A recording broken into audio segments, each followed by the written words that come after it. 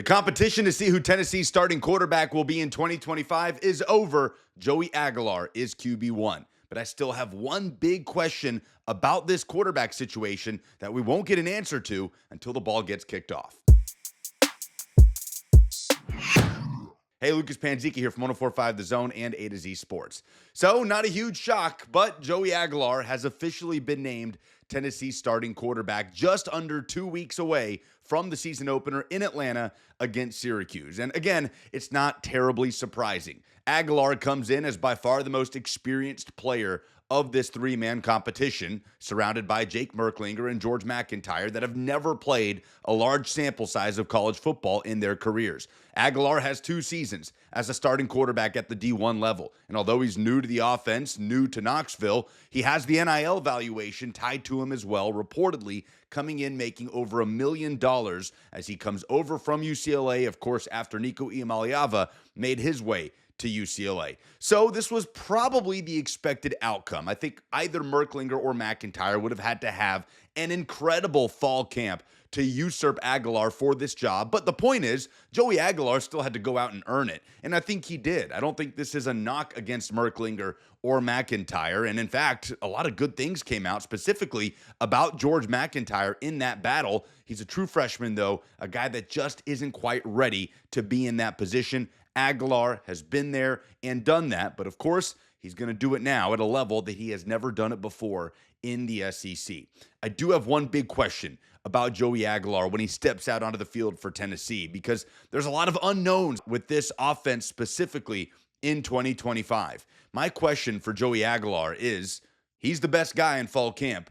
Will he be the best option when the lights come on? The last time Josh Heupel and his staff took a quarterback in the portal after spring practice, it was Joe Milton. After they had already gotten a look at Hendon Hooker throughout the course of spring ball, they went out and got Milton from Michigan, who came in with a lot of excitement, with all of the tools. Everybody remembers the hype around Joe Milton. Hell, he's still receiving that hype at the NFL level in Dallas. I bet you by midseason, Cowboy fans will be screaming for Joe Milton to get into the game.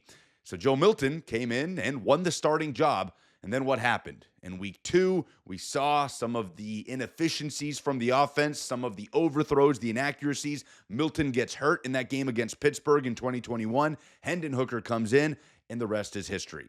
Can Tennessee avoid that this year? The hope is that this time, the guy that Tennessee brought in after spring practice to win the job is the right guy for the job, and we don't have to play this game of cat and mouse to figure out which quarterback will actually click when the lights come on. Now, that's a tricky thing because you can't know that for sure until the lights come on. What I do think Tennessee has in Joey Aguilar is a guy that will grip it and rip it in this Josh Heupel offense. It's interesting. I don't really know what exact quality Josh Heupel needs in a quarterback to really click within this offense. It's hard to say. Joe Milton had all the talent in the world, couldn't quite see him reach the ceiling that this offense has shown it's capable of. Nico Iamaleava, blue chip recruit. He will be an NFL draft prospect in the upcoming draft, but even then, we saw some limitations with the offense last year. Which quarterback worked in the Josh Heupel offense at Tennessee? Hendon Hooker, who was an unheralded transfer over from Virginia Tech. And like I said, a guy that didn't even win the job in spring ball, and they brought in Joe Milton to take the job from him. You just don't know which quarterback will mesh with Heupel. Can Joey Aguilar be that guy with so much football under his belt, not just at the D1, but also at the JUCO level, and the ability to just let it rip down the field? Now, Aguilar struggled with interceptions in his last year at App State. Josh Heupel quarterbacks historically have been very good at protecting the football. So, if that quality can carry over by osmosis, Joey Aguilar can improve being coached by Josh Heupel at not turning the ball over, then I think there's potential here for this to work within Tennessee's offense. But like I said, we won't know until the game kicks off. Tennessee is going with the vet, with the steady hand in Joey Aguilar, and we'll see how it works and how it looks week 1 against Syracuse.